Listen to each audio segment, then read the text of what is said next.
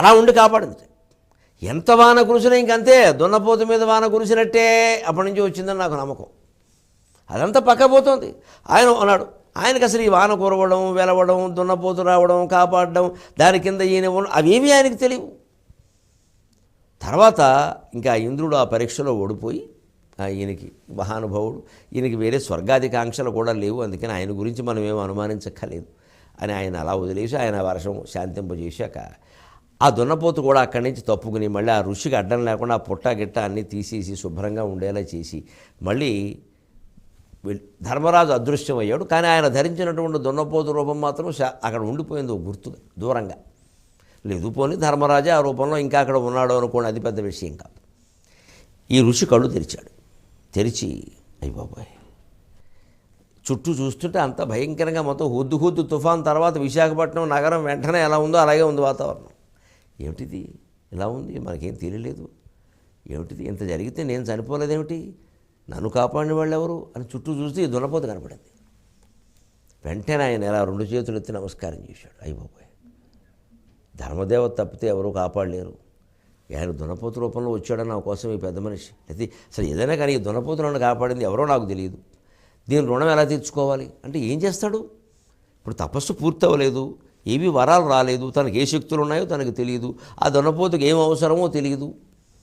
దానికి ఏదో నేను జీన్స్ ప్యాంటు టీషర్టు కుట్టిస్తానంటే దున్నపోతుకు అవసరం, అది అవసరం లేదు. అంటే ఏమి చేయాలో తెలియదు. సరే ఇంత మేలు చేసిన దానికి ఇక మనం ఏమీ చేయకపోతే కృతజ్ఞుడైపోతాం. కృతజ్ఞుడి శవాన్ని కుక్కలు కూడా ముట్టవు. కాబట్టి దీని రుణం తీర్చుకోవాలి అంటే ఖచ్చితంగా నేను నా శరీర త్యాగం చేసి రుణం తీర్చుకోవాల్సిందే, ఇంకో మాట లేదు అని మేరు పర్వతానికి వెళ్ళిపోయి శరీర త్యాగానికి సిద్ధపడ్డ పైనుంచి దూకాడని. దీన్ని భృగుపాతం అంటారు, పర్వతం నుంచి దూకితే భృగుపాతం.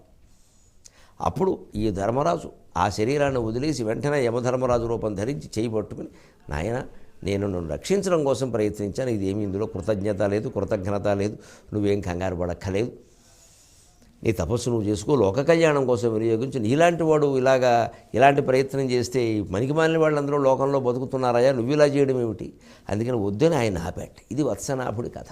నాకేమిటో ఈ కథ చదివాక దున్నపోతు మీద వాన కురిసినట్టే అయిందంటారు కొంతమంది విషయంలో, ఎన్ని చెప్పినా పట్టించుకోకపోతే. అది ఈ కథ నుంచే వచ్చిందేమో వాస్తవంగా అనిపించింది. అందుకని ఇవన్నీ ఇలా కృతజ్ఞత లేకపోవడం, ఈ ధర్మాచరణ లోపం, అనాచారాలు ఇవే కదయ్యా మనుషుల ఆయుర్దాయాన్ని తగ్గిస్తున్నది అని చెబుతూ, అలాగే ఆయుర్దాయం పెరగాలంటే ఏం చేయాలో ఒక మాట చెప్పాడు. విను క్రోధము అహింసయు, విను క్రోధం అహింసయును అరుతంబునులేమి, సంధ్యలైనంతదుపాసనము సురపూజనము, రేపొనరించిన చిరతరాయువనరించు రూపా, రేపొనరించిన చిరతరాయువనరించు రూపా. రేపొనరించిన అంటే రేపు చేయడం కాదు, ఎల్లుండి చేయడం కాదు, దానికి అర్థం చూద్దాం. విను క్రోధమునహింసయు అరుతంబునులేమి. 3 గుణాలు మనిషి విడిచిపెట్టగలిగితే ఆయుర్దాయం పెరుగుతుందన్నాడు. ఖచ్చితంగా పెరుగుతుంది. తార్కికంగా శాస్త్రీయంగా ప్రయోగశాలలో రుజువు చేయొచ్చు, నమ్మకం కాదు ఇది. చూద్దాం. క్రోధం, కోపం తగ్గితే ఆయుర్దాయం పెరుగుతుందండి. ఎందుకంటే ఆయుర్దాయం ఎప్పుడూ కూడా ఉచ్ఛ్వాస నిశ్వాసల రూపంలో లెక్క కడతారు. 3,42,42,32,963 సార్లు ఊపిరి తీస్తాడు అని ఉంటుంది జీవం. ఎప్పుడు ఆయుర్దాయం అలా ఉంటుంది, కానీ సంవత్సరాల్లో, నెలల్లో, మాసాల్లో ఉండదు. ఉంటే మళ్ళీ అధిక మాసాలు గొడవలు వస్తాయి అక్కడ, అలా ఉండదు. కానీ జ్యోతిష్శాస్త్రవేత్తలు దాన్ని ఆ గ్రంథంలో ఉన్న విధానాన్ని బట్టే మార్చి సంవత్సరాల్లో మనకు చెబుతారు. 72 ఏళ్ళు పూర్ణాయుర్దాయం కిందే భావిస్తారు. ఎందుకంటే 72,000 నాడులు ఉన్నాయి శరీరంలో. 1000 ఏళ్ళు బతుకు అంటూ ఉంటారు మామూలుగా. 1000 ఏళ్ళు అనుకోకుండా మాటల్లో వచ్చినా సరే 1000 ఏళ్ళు బతుకుతారా, 1000 ఏళ్ళు ఆయుష్ ఉంటారు. 1000 ఏళ్ళు 72,000, అదే 72 ఏళ్ళు పూర్ణాయుర్దాయం అనేది విజయకోడు చెప్పను అలా అంటారు. అందుకని దాన్ని అలా 72 ఏళ్ళు పూర్ణాయుర్దాయం అండి అనేస్తారు, ఇంక చెప్పరు. ఇంక 72 తర్వాత బతికిందంతా ఇంకా బోనస్ కింద లెక్క, ఎల్ఐసి బోనస్సే. అందుకని ఆ 72 వచ్చేసరికి అంతవరకును ఇంకీయనకి అలా చెప్పారనుకో 72, 77 వరకు కంగారు పడ్డాం.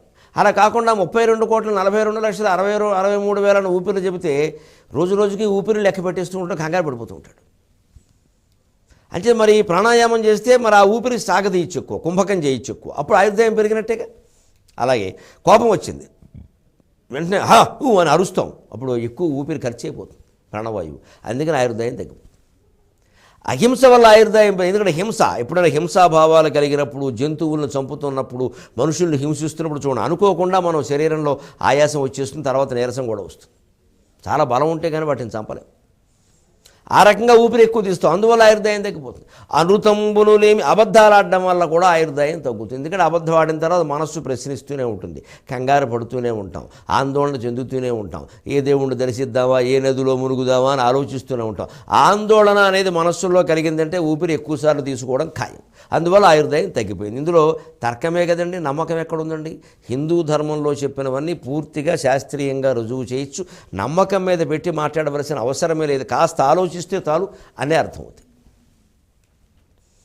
నువ్వు అసత్యం మాట్లాడలేదు కాబట్టి నీ ఆయుర్దాయం పెంచుతున్నా అని ఏమి ఎవరు వచ్చి మన ఆయుర్దాయం పెంచరు. అసత్యాలు మాట్లాడడం వల్ల అనవసరం ఒగర్పు, ఆయాసం, గుండె నొప్పులు ఎక్కువ అవుతాయి, లేకపోతే తగ్గుతాయి. అంచేది ఈ మూడు అనృతంబురులేమి. అంతేకాదు, సంధ్యలైనంతదుపాసనము సురభోజనము.